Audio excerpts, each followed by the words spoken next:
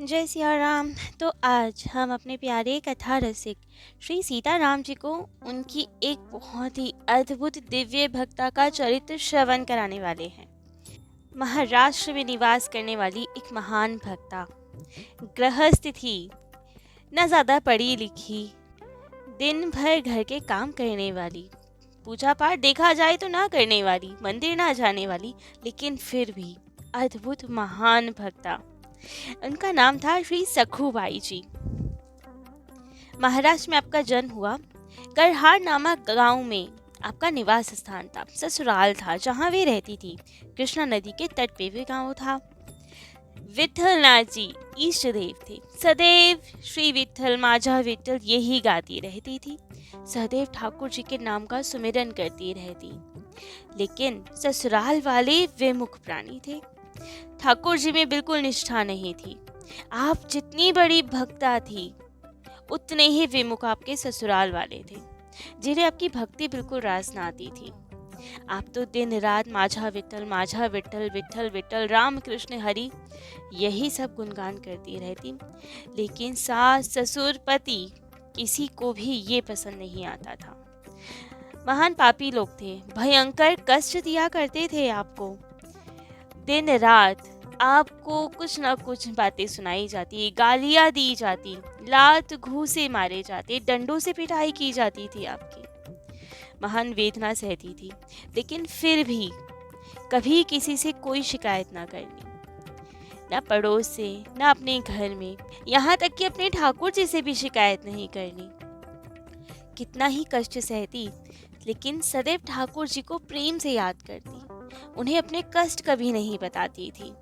हमेशा यही सोचती, हमारे ही पूर्व जन्म के कुछ कर्म होंगे, प्रारब्ध होंगे, जो हमें ये सब भोगना पड़ता है। ठाकुर जी को बता के उन्हें क्यों कष्ट देना। तो दिन रात सब सहती थी। उनकी सास तो दिन में जब तक 10-20 थप्पड़ नहीं मार देती थी, उन्हें शांति नहीं मिलती थी, मानो खाना ना पचता हो उनका। पति से कभी कहे तो वे अलग पिटाई करता था। सारा काम करवाती थी घर का, उसके बाद भी डंडों से पिटाई करना। रात्रि में सबका झूठन बटोर कर जब पाने बैठती तो सास जैसे मानो कोई लोरी सुनाए, इस तरह से बढ़िया से पूरे समय गालियां सुनाती उन्हें। इतनी बुरी स्थिति में रहती थी वे, लेकिन फिर भी ठाकुर जी से प्रेम में, भक्ति में कभी कोई कमी नहीं आने दी। ठाकुर सेवा, पूजा, श्री विग्रह सेवा ये सब नहीं कर पाती थी, लेकिन नाम सुमिरन सतत रहता था। वही इनका प्राण धन था। और अब ये तो आदत सी बन गई थी उनकी। ठाकुर जी का सुमिरन करते करते तो डंडों का प्रहार भी मानो उन्हें पता ही नहीं चलता हो, सब सहती थी। तो अब ये सब सहते सहते एक समय आप कृष्णा नदी गई जल भरने घर के लिए। तभी आपने देखा कुछ ब्राह्मण, कोई भक्तजन टोली बनाकर जा रहे हैं, कीर्तन कर रहे हैं राम कृष्ण हरि का, विठलनाथ जी का। पंडरीनाथ जी की ओर जा रहे हैं। अब पंडरीनाथ से, विठल भगवान से तो अद्भुत प्रेम था ही आपका। मन में एक इच्छा जागृत हुई। सोचा कि हम भी जाएं दर्शन करने। जब से विवाह हुआ एक बार भी पंडरीनाथ के दर्शन नहीं किए। मन कितना व्याकुल था उनका कि एक बार तो अपने ठाकुर जी के दर्शन कर लें। सोचा कि यहाँ कभी शिकायत तो नहीं करती, लेकिन इतना पिटते पिटते शरीर कब छूट जाए कह नहीं सकते। इतना तो सामर्थ्य नहीं शरीर में, जाने कब तक सह पाएगा, कुछ नहीं कह सकते। तो कम से कम जीवन में एक बार तो अपने ठाकुर के दर्शन कराएं। आंखों से अश्रुधारा बह पड़ी। यही सोचने लगी कि उसके बाद जो होगा देखा जाएगा, और पिट लूंगी आके, लेकिन कम से कम जीवन में एक बार तो अपने प्राणनाथ, अपने ठाकुर के दर्शन कर पाऊं। तो टोली से पूछा, कहाँ जा रहे हैं आप?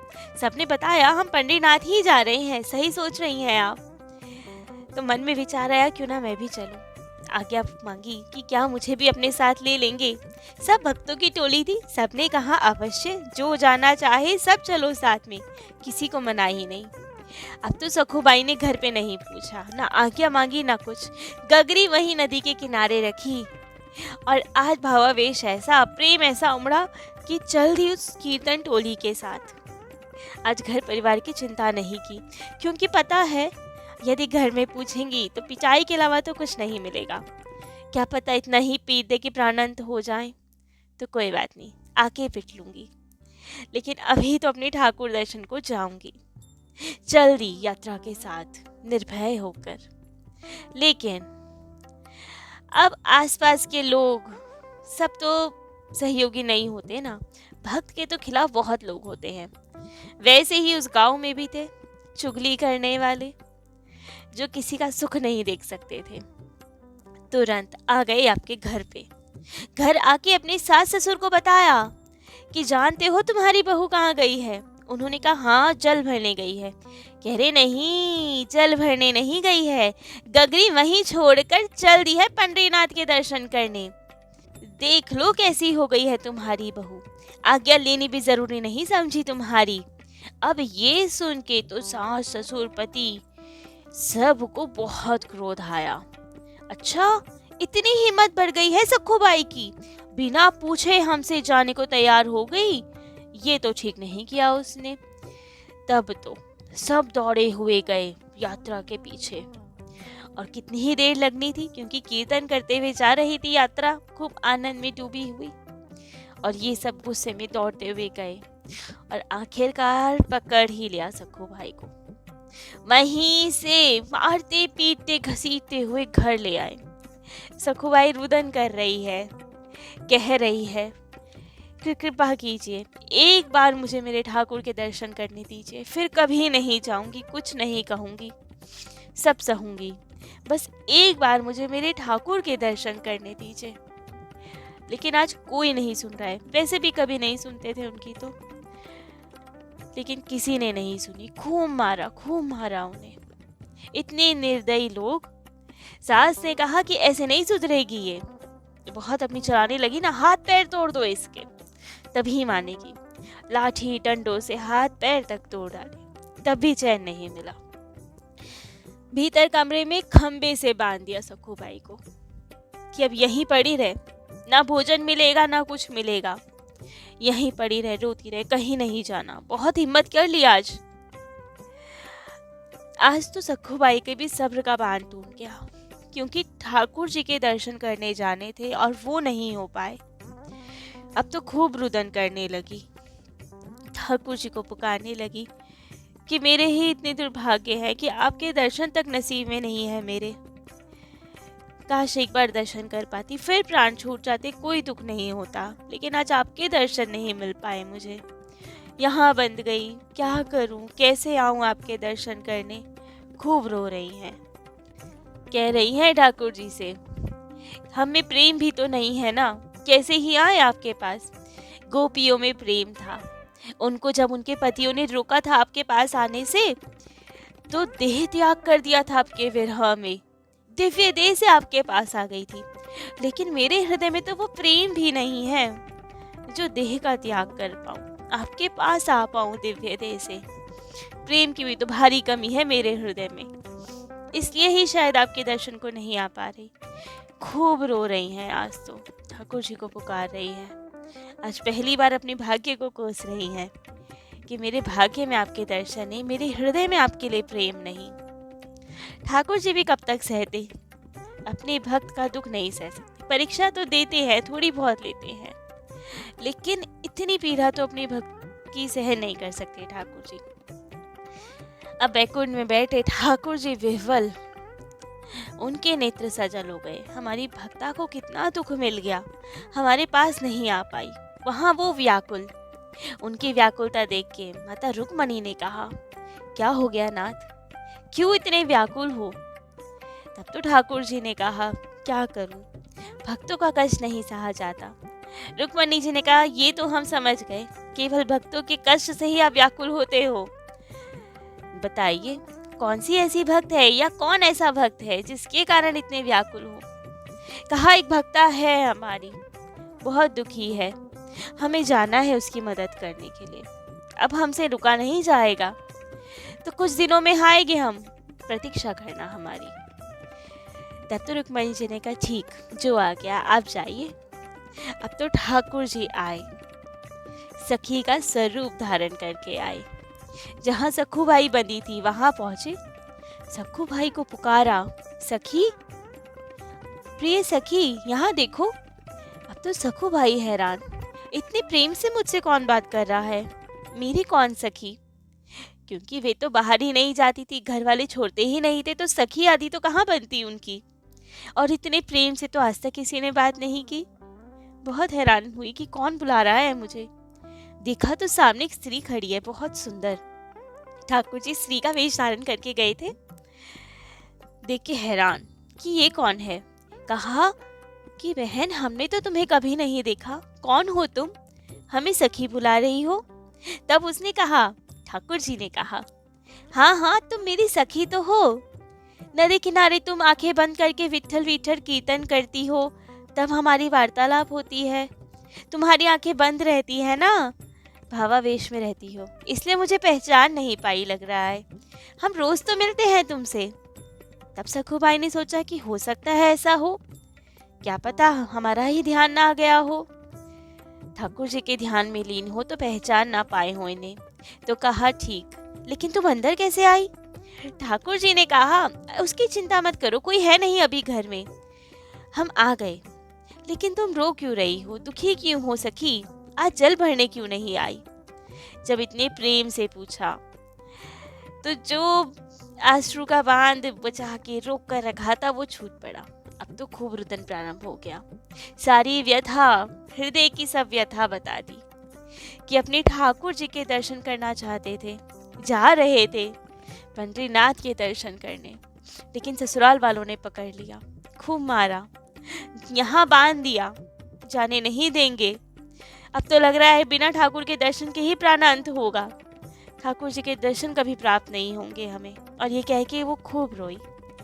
तब तो भगवान ने कहा, वो सखी ने कहा, अरे इतनी चिंता क्यों करती हो, मैं आ गई हूँ ना, मैं ले चलूंगी ठाकुर के पास।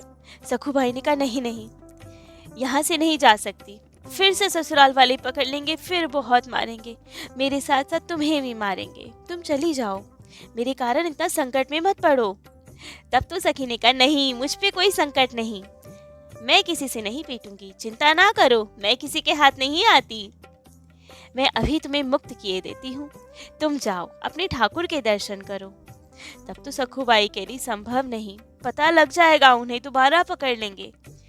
तब उन सखी ने कहा, चिंता मत करो, जिसे मैं छुड़ाती हूँ ना, उसे कोई नहीं पकड़ सकता, मैं तुम्हारी जगह यहाँ बंध जाऊंगी, कोई हमें पहचान नहीं पाएगा, तुम जल्दी से दर्शन करके वापस आ जाना, तब तक मैं बंधी रहूंगी, तुम चिंता ना करो, कोई कष्ट नहीं होगा मुझे, बिल्कुल निश्चिंत होके जाओ, ठाकुर जी है ना रक्षा करने के लिए। अब तो सखूबाई आज भाव विफल हो गई, मौन स्वीकृति मिल गई, सोच लिया कि ठाकुर जी ने ही भेजा होगा, चली जाती हूँ एक बार, फिर तो जीवन भर यही बंधना है, यही प्राण छूटने हैं, एक बार तो अपने सरकार के दर्शन कर लूं। तब तो ठाकुर जी ने सखूबाई जी को मुक्त कर दिया और स्वयं बंध गए उनकी जगह। कितनी पीड़ा हो रही होगी, लेकिन आज किसी चीज का अनुभव नहीं हो रहा सखूबाई को, जबकि कितना पीट के चुकी हैं। रोज बंधे हुए सखूबाई को भी ससुराल वाले आके मारते थे, इतना कष्ट देते थे, जबकि बंधी हुई थी, उसके बाद भी रोज मारते थे कि हिम्मत कैसे हुई जाने की, लात डंडे सब मारते थे उन्हें, बंधी बंधी को भोजन आदि कुछ नहीं देते थे। तो आज इतनी पीड़ा के बाद भी कुछ आवाज नहीं हो रहा, रोते हुए भागती हुई जा रही है अपने पंडरीनाथ के पास। महाराष्ट्र का वृंदावन कहा जाता है पंढरपुर को। पंडरीनाथ में वही वारकरी यात्रा निकाली जाती है, जहाँ तुकाराम जी के स्थान से, श्री ज्ञान देव जी के स्थान से सबकी ओर से यात्रा आती है, खूब लाखों भक्त वहाँ होते हैं, ऐसा माहौल होता है, लगता है मानो सतयुग प्रकट हो गया हो। खूब सुंदर व्यवस्था की जाती है सरकार की तरफ से भी, सब और पीले पीले ध्वजा फहराते हैं, सब पुरुष भक्त बड़े बड़े झांझ करताल लेके कमर पे हाथ रख के नाचते गाते हुए कीर्तन करते हुए जाते हैं। सब स्त्रियां सर पे तुलसी जी का बिरवा लेके जाती हैं, जय जय राम कृष्ण हरि, जय जय राम कृष्ण हरि, सबका गुणगान कीर्तन करते हुए जाते हैं। नामदेव जी की जय जयकार, ज्ञान देव जी की जय जयकार करते हुए यात्रा होती है। 15 दिन की वे यात्रा रहती है। तो अब सखूबाई जी भी उसी हर्ष उल्लास उत्सव में शामिल होना चाहती है। खूब सुंदरता से बस भागे जा रही है, नाम कीर्तन करते हुए जा रही है। पहुँचते पहुँचते आखिरकार पंडरीनाथ भगवान के द्वार तक पहुंची, ठाकुर जी के दर्शन किए। क्या स्थिति रही होगी, शायद पहली बार सरकार के दर्शन कर पाई होंगी। प्रेम विभल अवस्था, देखती ही रह गई ठाकुर जी को। कब से इच्छा होगी ठाकुर जी के दर्शन की, कर नहीं पाई थी कभी, कष्ट सह रही थी, लेकिन फिर भी ठाकुर दर्शन प्राप्त नहीं हो रहे थे। आज वो अवसर मिला, जी भर के अपनी ठाकुर जी को निहारना चाह रही है। अश्रु जलधार के बीच धुंधले से मधुर मुस्कान बिखेरते हुए ठाकुर जी दिख रहे हैं। उनके लिए तो केवल श्री विग्रह नहीं, साक्षात ठाकुर जी प्रकट हो गए थे, दर्शन दे रहे थे। और वे अपने ठाकुर जी के दर्शन करती करती स्तब्ध खड़ी हुई थी।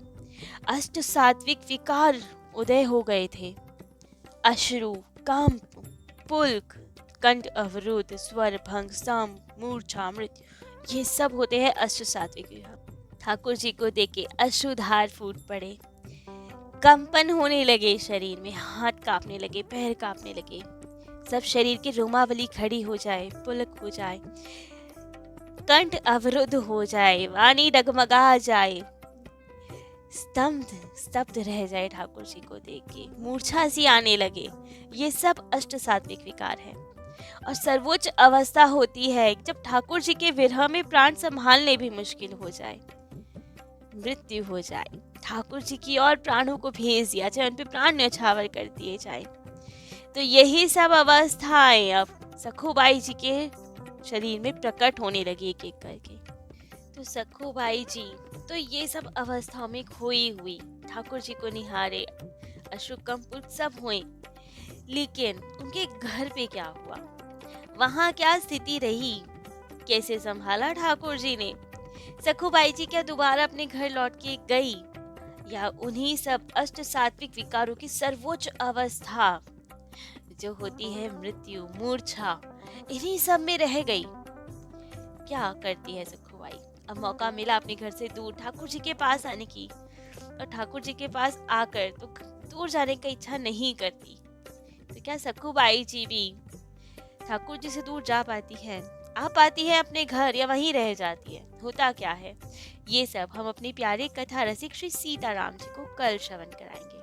आज के लिए इतना ही। जय जय श्री सीताराम।